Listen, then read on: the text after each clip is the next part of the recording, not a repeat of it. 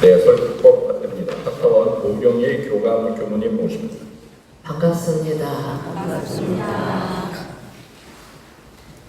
제가 심신수호를 잘 못해서 감기가 막 걸렸는데 오늘 법회에 지장이 없도록 최선을 다했습니다. 그래도 설교 시간에 말만 할 수 있었으면 했는데 이 상태로 또 감사합니다. 오늘 예진교무가 우리 석사님 어머님 발인 새벽에 하느라고 아마 법회 시간 맞추기가 어려울 것 같아서 우리 김형국 교무님한테 부탁을 해서 줄에 함께 해달라고 했습니다. 감사합니다. 신성회가 뭔지 아세요? 신성회가 이제 전무 출신의 뜻이 있는 그 학생들, 중학생은 중학생들을 신성회를 하고 고등학생도 하고 일반도 요즘은 해요. 그렇게 하는데 이번 겨울 신성회는 고등학생과 대학생 대상 신성회 훈련을 개최하는데 34명인가가 신청을 했대요. 근데 그 신성회 훈련을 우리 교당에서 어제부터 했어요. 그래서 어제 4시경에 와서 프로그램 하고 청년법회 같이 보고 이제 저녁 그 덕수궁 광화문 투어하고 지금은 성적지 순례 중입니다. 이 팀들이. 그러다가 이제 오후 4시경에 다시 교당에 와서 여기서 마무리하는 시간을 가져서 34명 중에 일부 한 8명 정도만 유수 호스텔에 가서 자고 지금 우리 4층, 5층을 오늘 다붙다고 우리 청보리실에서 막 자고 아이들이 그랬어요. 해민교무는 어제부터 그 일에 지금 전담해서 하고 있고 예진교무는 석사님 어머니 장례에 지금 하고 있고 그렇습니다. 원기 109년 원남교당 공부 표준을 절대감사와 일신공부 이 두 가지로 올해 실천해보자 이렇게 지금 추진하고 있습니다. 혹시 법문 안 가지고 가신 분들은 이 북단에 있는 법문을 가지고 가셔서 잘 보이는 곳에다 딱 두고 늘 절대감사, 늘 일신공부 이거를 마음에서 떠나지 않도록 이렇게 하시면 좋겠습니다. 오늘은 그 절대감사 2번째 시간입니다. 감사는 발견하는 것이다 그랬어요. 왜냐하면 늘 감사가 주위에 널려 있는데 우리가 그것을 자각하지 못하고 살거든요. 그래서 자각해야 하기 때문에 발견이라고 표현을 합니다. 그래서 이제 지난 시간에는 상대적인 감사에 대해서 말씀을 드렸습니다. 무언가 앞에 전제된 조건이 붙어서 감사하는 것. 예를 들면 감사할 일에 감사하는 것. 이거 굉장히 당연하죠. 감사할 일이니까. 이거 실천 잘 하세요? 이것이 결코 쉽지 않습니다. 우리 보통 본부들은 처음에 은혜를 받으면 감사한 마음이 들어요. 근데 그것이 계속되면 당연하게 잊어버려요. 그리고 작은 은혜는 친구가 나 밥 사주고 이런 건 감사한데 어머니가 늘 나에게 새끼 밥 해주는 건 하나도 감사하지 않아요. 그러니까 늘 계속되면 감사를 망각합니다. 정사중 선생님께서 범부들은 작은 은혜와 처음 주는 은혜는 느낄 줄 알지만 큰 은혜와 계속되는 은혜는 잘 모른다. 이렇게 말씀하셨습니다.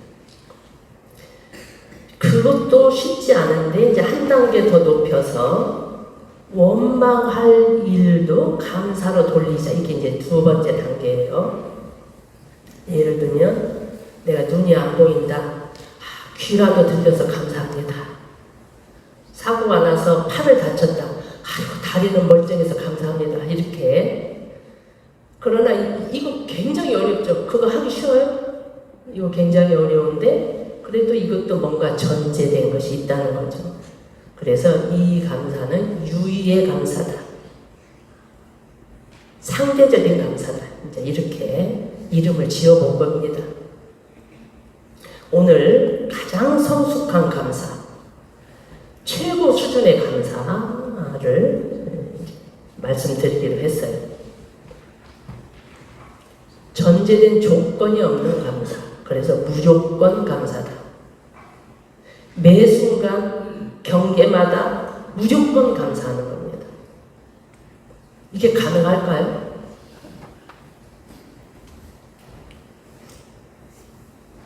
그 전서 50 가지고 계신가요? 안 가지고 계시면 제가 읽어 드릴게요. 전서의 4대 강령, 우리 교육편 마지막이에요. 4대 강령, 우리 교리를 마지막 총정리한 거거든요. 총정리 4가지인데 두 번째가 지은 부분이에요. 은혜를 알고 은혜를 갚는다 이 말인데 뭐라고 되어 있냐면 지은 부분은 우리가 천지와 부모와 통포와 법률에서 은혜 입은 내역을 깊이 느끼고 알아서 그 피은혜도를 채받아 보은행을 하는 동시에 여기까지 말이 좀 어렵죠? 원망할 일이 있더라도 먼저 모든 은혜의 소종례를 발견하여 원망할 일을 감사함으로써 은혜에 보답하자는 것이다. 원망할 일이 있더라도 먼저 모든 은혜의 소종례를 발견하여. 현상적으로 볼 때는, 겉으로 드러나는 걸 볼 때는 분명히 원망할 수밖에 없어요. 단편적인 시간으로 보면 원망할 수밖에 없어요. 그래서 충분히 원망할 법하지만 그 은혜의 그것이 어디서부터 왔는가 그 소종례를 발견하면 감사하게 된다는 겁니다. 이것이 어디서부터 왔는가? 그것을 발견해야 가능한 일입니다. 예를 들면 세월호나 이태원 참사로 내 가족이, 가까운 가족이 희생됐다. 이때 어떻게 감사해요? 이때 감사할 수 있어요? 지금 우리가 말하는 절대 감사는 이때도 감사하자는 이야기거든요. 이게 가능한 일일까요? 이것은 깨닫지 않고는 안 됩니다. 예를 들어서 오른손으로 이렇게 못을 박아요. 이렇게 못을 박다가 잘못해서 왼손을 탁 쳤단 말이에요. 왼손에서 피가 나요. 그럼 왼손이 누구를 원망해야 될까요? 왼손이 오른손을 경찰서에 신고하나요? 안 하죠. 왜 그래요? 한 몸이니까. 왼손과 오른손은 둘이 아닌 한 몸이기 때문에. 그래서 원망하지 않아요. 그리고 바로 시키지 않아도 오른손은 막 그걸 싸매고 최선을 다해서 뭔가 이렇게 하죠. 꿈을 꿨는데 꿈에 이유 없이 친구가 나를, 그렇게 믿었던 친구가 나를 이유 없이 때렸어요. 꿈 깨서 쫓아가는 거야. 친구한테 쫓아가. 네가 왜 나한테 그러냐고 같이 때리는가요? 안 하죠. 왜 그래요? 왜 그럴까요? 내 의식 안에서 일어난 한 마음의 작용이에요. 같은 마음의 작용일 뿐이에요. 한 마음이니까. 왼손이 오른손을 고발하지 않는 것은 한 몸이니까. 원망심은 너와 내가 다르다고 생각될 때 일어납니다. 부처님께서는, 대종사님께서는 깨닫고 보시니 너와 내가 둘이 아니다. 이것을 그냥 확연하게 아신 거예요. 이게 의식 그냥 개념으로 아는 게 아니라 너와 내가 둘이 아니다. 한 몸이다. 이거를 확연하게 그냥 알아버리신 거예요. 그러니까 그게 안 되는 거예요. 우주 만유가 이름은 각각 다르나 둘이 아닌 줄을 아신 거예요. 이것을 확연히 알아야 절대감사가 됩니다. 인과 공의 이치가 음양 상승과 같이 되는 줄을 확연해가지고 눈에 보듯이 여실하게 보아야 절대감사가 가능합니다. 단편적인 시간과 공간에서 볼 때는 분명히 이유가 없었지만, 그러나 영혼의 시간에 볼 때 반드시 그렇게 헌되는 원인이 있었다고 하는 것, 인과봉의 이치가 확실하다고 하는 것을 그냥 확연히 아시기 때문에, 보았기 때문에 그게 가능한 겁니다. 그래서 그 감사한 마음을 혹시 비유를 가까이 하자면, 예를 들어서 태어날 때부터 눈이 보이지 않았어요. 그런데 이제 의술이 발달해가지고 수술을 해서 어느 날 눈을 뜨게 됐어요. 그때 그 심경이 어쩔까요? 이러니까 감사, 저러니까 감사, 그거 있어요? 무조건 감사하고 그냥 감사한 거예요. 이걸 절대 감사, 무의의 감사다, 이렇게 이제 이름을 지어봅니다. 부처님께서 과거 생에 가리왕에게 사지가 잘리는, 사지를 다 절단당하는 일을 당했을 때도 일체의 원망이 없이 오로지 구도심만 불타올랐다. 예수님께서 십자가의 못을 박힐 때에도 일체의 원망 없이 하나님께 영광을 돌렸다. 이렇게 하는 것이 절대감사입니다. 절대감사는 성자들의 신법입니다. 부처님의 신법이에요. 이와 비슷한 것이 우리 현실 세계에 있는데 누구가 이 마음을 쓸까요?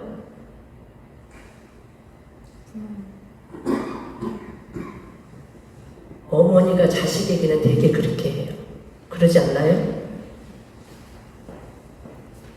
어머니가, 아버지는 잘 안 넣어요. 부모님이 자식을 대할 때는 거의 부처님과 같은 마음이에요. 그러면 우리는 범부인데 어떻게 부처님처럼 절대감사를 하는 것이냐, 이렇게 항의를 해야 되겠죠, 저한테. 그러겠죠? 고민을 많이 했어요. 누가 조언을 하기를, 절대감사라는 말은 우리 말이 없는데, 정전에도 없는데 감사생활 이렇게 하자.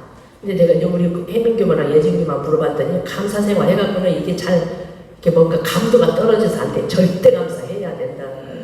절대감사로 이렇게 했습니다. 깨닫지 못하면 절대감사를 실천할 수 없을까? 저는 그거 가능하다고 생각합니다. 무엇을 하면?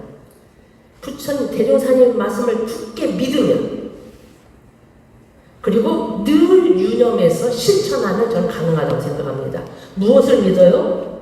우주 만물이 이름은 각각 하나 둘이 아니다. 이게 한 몸이다. 한 몸이라고 대종사님이 했다. 라고 그것을 믿으면 받아들일 수 있죠. 모든 것은, 모든 일체는 반드시 그 원인이 있다. 내가 그걸 모를 뿐이다. 내 눈으로 그냥 안 보일 뿐이다. 이것을, 이 대종사님 말씀을 100% 믿고 들어가는 거죠. 그래서 이건 무조건 감사해야 할 일이다. 이렇게 가는 거죠. 이렇게. 이 말씀을 굳게 믿고 무조건 감사하기를 저는 우리 원당교당 교도님들이 실천했으면 좋겠다는 바람을 갖습니다. 회고법은 아까도 한번 읽어보셨지만 다시 한번 의미를 생각하면서 읽어보시죠.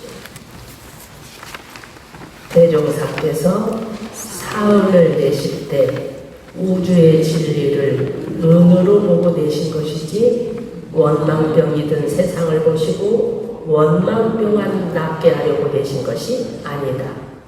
한 제자가 여쭈었다. 독사가 어찌 통포원이 되겠습니까? 미물곤충이 있어야 하겠느냐, 없어야 하겠느냐? 있어야 하겠습니다. 그러면 은혜가 아니겠는가? 말씀하시기를 한 부분의 해를 받았다 해서 큰 은혜를 모르고 원망하는 것은 한 끼 밥에 체했다에여 밥을 원수로 하는 것 같나니라. 말씀하시기를 감사생활만 하는 이는 늘 사은의 도움을 받게 되고 원망생활만 하는 이는 늘 미물에게서도 해독을 받으리라. 말씀하시기를 한 물건도 미워하지 아니하여야 한 물건도 나에게 원한이 없나이다. 무조건 감사하는 것이 남는 장사입니다. 이해 많이 따지시죠? 나한테 이로운 거 뭐예요? 무조건 감사하는 것이 나한테 이롭습니다. 안 좋은 일이 있으면 자꾸 안 좋은 생각을 하죠. 그러다 보면 그 안 좋은 생각 기운이 또 다른 안 좋은 기운을 끌어당깁니다. 그런데 그냥 감사합니다 해버리면 그 불행의 연결고리를 끊을 수 있습니다. 감사할 일이 있으면, 좋은 일이 있으면 감사합니다 하면 그 기운이 상생의 좋은 기운을 더 끌어당기는 것이다.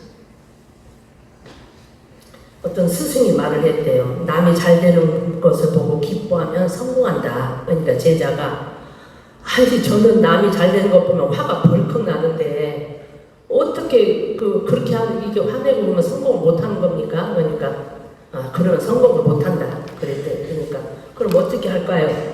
남이 잘 되는 거 보면 일부러라도 좋아해라. 그렇게 하면 겉과 속이 다르고 이중적인데 가증스럽지 않을까요? 그러니까 그래도 해봐라. 그러니까 이제 이 제자가 성공할 욕심으로 남 잘 되는 것을 보면 일부러 좋다 이렇게 했대요.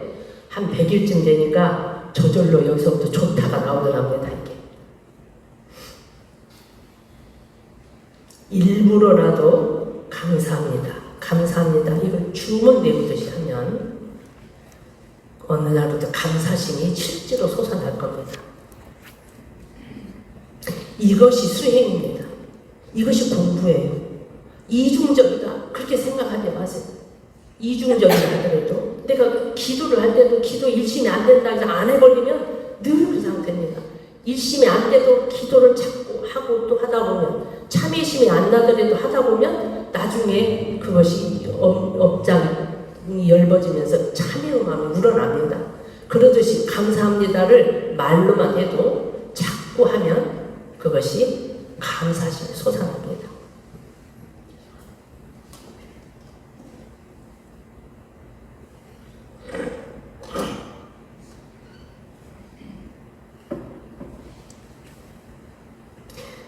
지금 이 순간 이 경계를 어떻게 받아들이느냐, 그 주권은 온통 나에게 주어진 겁니다. 이걸 원망하고 불평하는 것으로 할 거냐, 감사로 할 거냐. 나의 종주는 나입니다. 우리 예진경우 아버지 요사님이 늘 감사합니다를 주문처럼 외우니까 걸어가다가 딱 목에 걸려갖고 넘어지면서 감사합니다 이렇게 했대요. 이게 반사적으로. 제가 그 말을 듣고 나도 그렇게 한번 해봐야지 그렇게 했는데 잘 안 되더라고요. 물 한 모금을 마시고도 감사하라. 물의 성분까지도 달라진다. 도둑마저도 감사하라. 목숨 안 뺏기것만 해도 천운이다. 자녀가 꼴찌에도 감사해라. 이제 올라갈 일만 남아있다. 병이 나면 감사하라. 몸조심하라는 하늘의 신호다. 운전도 딱지를 떼면 감사해라. 교통경찰이 내 생명을 지켜준 것이다. 어디 감사문구에 이런 내용이 있어서 근데 이것을 혼자 실행하면 실천하기 어렵잖아요. 그러니까 우리 원남 교도들이 다 함께 이거를 같이 실천해서 같이 공유하고 이 공명이 일어나도록 하면 좋겠다 하는 생각입니다. 감사합니다. 오늘 말한 실천한 번수를 상실기 유무념에 기재하는 겁니다. 바를 정자로 기재하는데요. 되게 인력을 가지고 달력이 이렇게 있으면 달력에다가 이렇게 그날 날짜에 바를 정자를 써서 저녁에 상실기에다가 번수를 옮겨서 적기만 해도 돼요. 하려고 해야 방법을 연구하지 하지도 않고 어떻게 해요? 이렇게 하라고는 되지 않아요. 그리고 정기일기 그 안에 그 한 줄 감사일기를 쓰자는 겁니다. 우리 교도님 중 몇 분이 아주 열심히 하시는 분 계세요. 내가 어느 교도님의 감사일기장 한번 읽어드리겠습니다. 눈도 오고 비도 오고 했지만 무사히 도착하게 해주시니 감사합니다. 대종사님 법문을 받들며 이렇게 살아가게 하시니 감사합니다. 지난 날들을 뉘우치며 쌓인 업을 어떻게 소멸시키고 한 단계 더 진급하는 삶을 살 수 있을까 생각하게 해주시니 감사합니다. 오늘은 하루 종일 집에서 쉬었습니다. 법신불사님 감사합니다. 어머니께서 대종사님 법을 알게 해주셔서 너무너무 감사하고 감사합니다. 어머니 감사합니다. 오늘도 사은님 운동으로 전철을 타고 잘 다녀왔습니다. 감사합니다. 스승님 덕분에 교전도 조금 쓰고 하루를 잘 지냈습니다. 감사합니다. 오늘 법회도 아들과 자부 부처님이 차로 데려가 주어서 따뜻하게 교당 법회에 참석했습니다. 참 감사했습니다. 여러 법동지님 덕분에 점심 식사도 따뜻하게 잘 먹었습니다. 감사합니다. 아들 자부 부처님이 병원 잘 다녀왔다고 전화해서 참 감사했습니다. 잘 다녀오게 해주시는 은혜 감사합니다. 오늘은 아침을 먹고 집 청소를 하기로 마음먹고 열심히 하고 나니 조금 힘들었습니다. 사은님께서 용기와 힘을 주셔서 감사합니다. 오늘 아침에 일어나니 속이 좀 안 좋았지만 식사를 조금 하고 목욕을 갔습니다. 마치고 집에 올라오니 몸이 너무 아팠습니다. 잠시 쉬면서 안정을 하고 나니 조금 정신이 났습니다. 너무 아프지만 법신불 사은님의 은혜로 그냥 견딜만 했습니다. 감사합니다. 지난밤도 무사히 자고 일어나게 해주신 사은님 감사합니다. 이거 상실기장에 써서 내신 분이세요. 누구 건지 궁금하지 않으세요? 우리 길사님 어머님, 열반하신 히타오님이 꼭 감사일기를 써서 냈거든요. 당시 85세 때 이거 쓰신 거예요.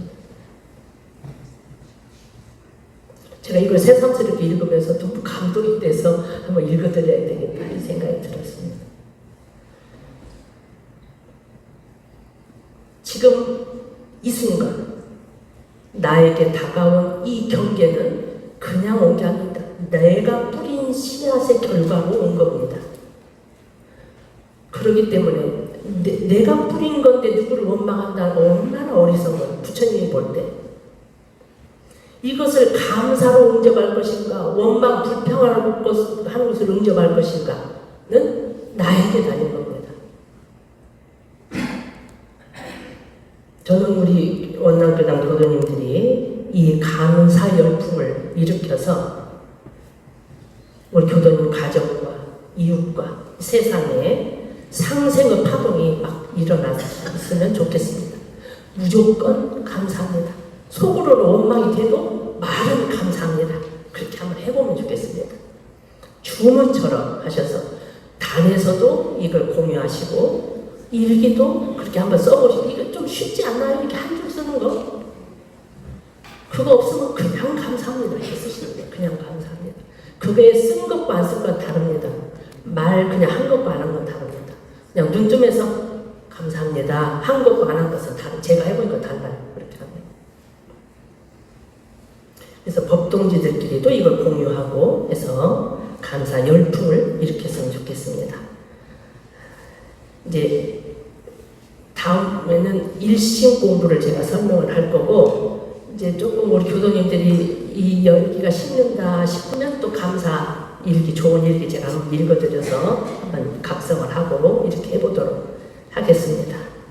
감사일기 체험으로 온 세상에 은혜의 밭이